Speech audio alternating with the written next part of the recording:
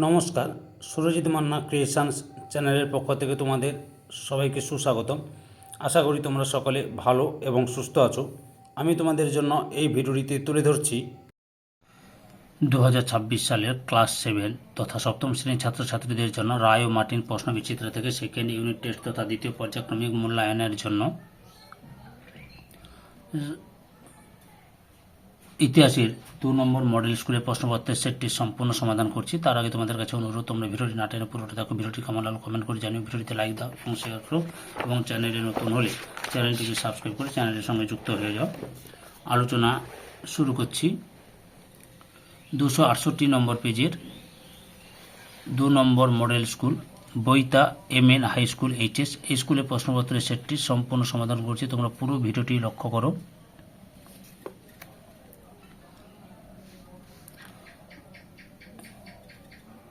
একে থেকে সঠিক উত্তর নির্বাচন করো। প্রথমে রয়েছে নিকোলা কোন্টি ছিলেন অপশান ডিতে ইতালি পর্যটক।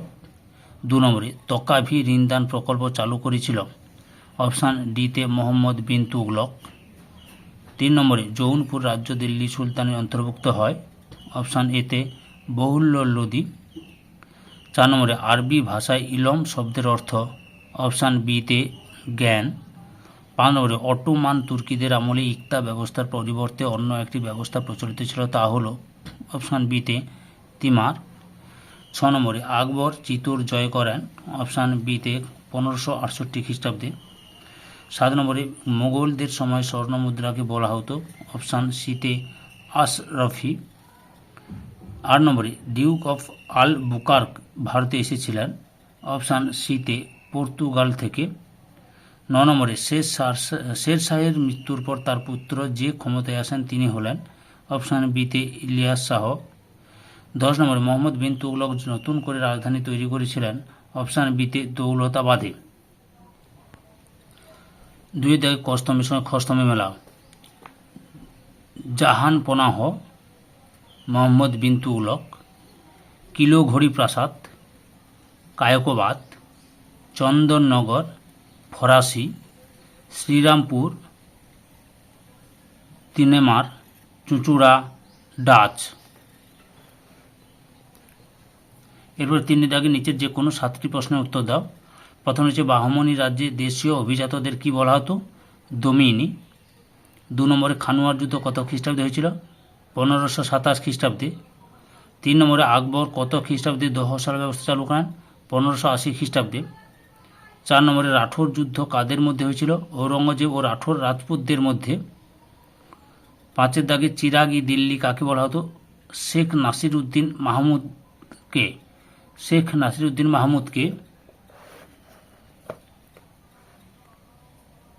6 নম্বরে মালিক অম্বর কে ছিলেন? দাক্ষিণাত্যের আহমদনগর রাজ্যের প্রধানমন্ত্রী। 7 নম্বরে মাহমুদ গাওয়ান কে ছিলেন? বাহমনি রাজ্যের তৃতীয় মোহাম্মদের মন্ত্রী। 8 নম্বরে দিল্লির কোন সুলতান দাসদের জন্য আলাদা দপ্তর করেছিলেন? ফিরোজ শাহ তুঘলক। তারপরে 9 নম্বরে বাংলায় প্রথম স্বাধীন সুলতান কে ছিলেন? শামসুদ্দিন ইলিয়াস শাহ। 4 দাগে নিচের যে কোনো 6টি প্রশ্নের উত্তর দাও। প্রথমে রয়েছে খলজি বিপ্লব বলতে কি বোঝো?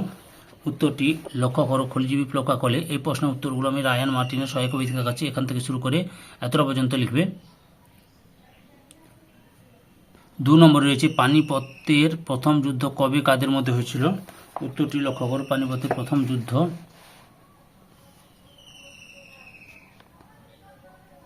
এই যে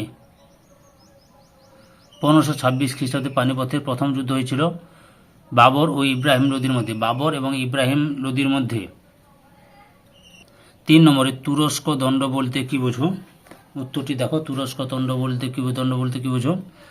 এখান থেকে শুরু করে এতটা পর্যন্ত লিখবে। আমি এই প্রশ্ন উত্তর রায়ান মার্টিনের সহায়ক বই থেকে দেখাচ্ছি। পরের প্রশ্ন 4 নম্বরে দ্বীন-ই ইলাহি কি? উত্তরটি দেখো। দ্বীন-ই ইলাহি কাকে বলে? উত্তরটি তোমরা এখান থেকে শুরু করবে, এতটা পর্যন্ত লিখবে। 5 নম্বরে চাঁদনি চক নামকরণ হয়েছে কেন? উত্তরটি লক্ষ্য করো। চাঁদনি চক নামকরণ হয়েছে কেন? এই যে নামকরণ, এখান থেকে শুরু করে এতটা পর্যন্ত লিখবে। 6 দাগে শরাফ কাদের বলা হতো, উত্তরটি লক্ষ্য করো।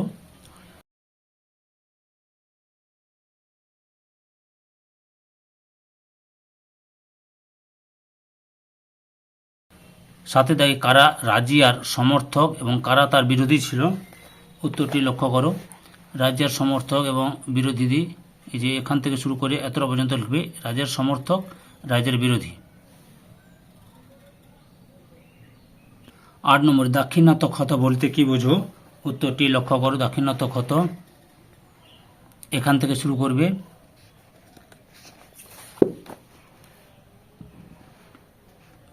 এতটা পর্যন্ত লিখবে।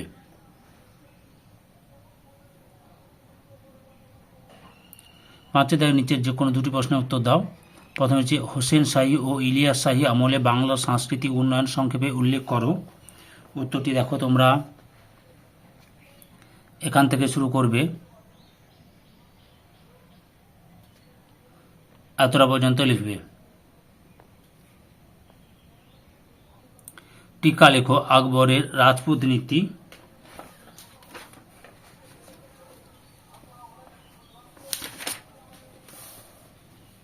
এই যে উত্তরটি দেখো আকবরের রাজপুত নীতি সম্পর্কে। একটু বড় রয়েছে প্রশ্নটা, এটা 5 নম্বরের প্রশ্ন, একটু ছোটো করে লিখবে, বুঝতে পারছো? পয়েন্টগুলো একটু ছোটো করে দিবে।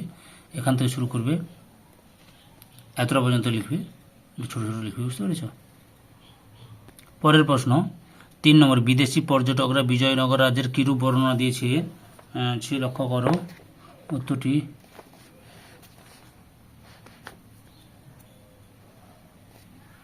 এখান থেকে শুরু করবে, এতটা পর্যন্ত লিখবে।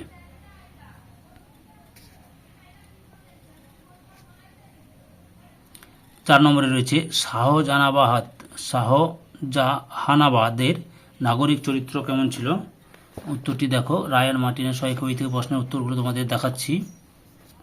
এই যে এখান থেকে শুরু করবে, দিয়ে এতটা পর্যন্ত লিখবে।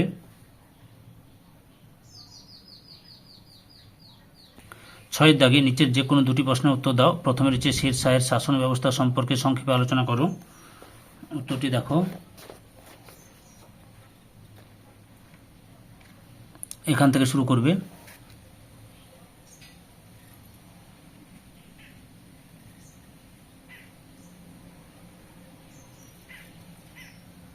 এতটা পর্যন্ত লিখবে। 2 নম্বরে রয়েছে মোহাম্মদ বিন তুগলকের যে কোনো দুটি পরিকল্পনা ও তার ব্যর্থতা সম্পর্কে আলোচনা করো।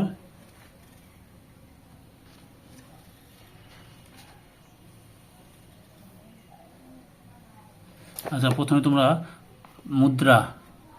প্রতীকী মুদ্রা চালু করা এবং তার ব্যর্থতা, এখান থেকে শুরু করে এতটা পর্যন্ত লিখবে।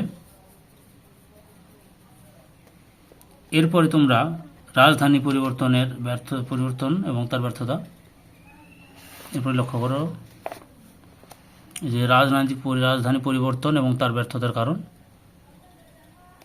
পরপর দেখে নাও, এতটা পর্যন্ত লিখবে। 3 নম্বরে বাজার দর নিয়ন্ত্রণে আলাউদ্দিন খলজি কী কী ব্যবস্থা নিয়েছিলেন, উত্তরটি লক্ষ্য করো। রায়ান মার্টিনের সহায়ক বই থেকে দেখাচ্ছি, পেজ নম্বর 79। এই যে এখান থেকে শুরু করবে, উত্তরটি লক্ষ্য করো, এতটা পর্যন্ত লিখবে। ধৈর্য সহকারে সম্পূর্ণ ভিডিওটি দেখার জন্য তোমাদের সবাইকে অসংখ্য ধন্যবাদ। আজকে এই পর্যন্ত, পরবর্তী ভিডিওতে আবার দেখাবে। Tata, bye bye.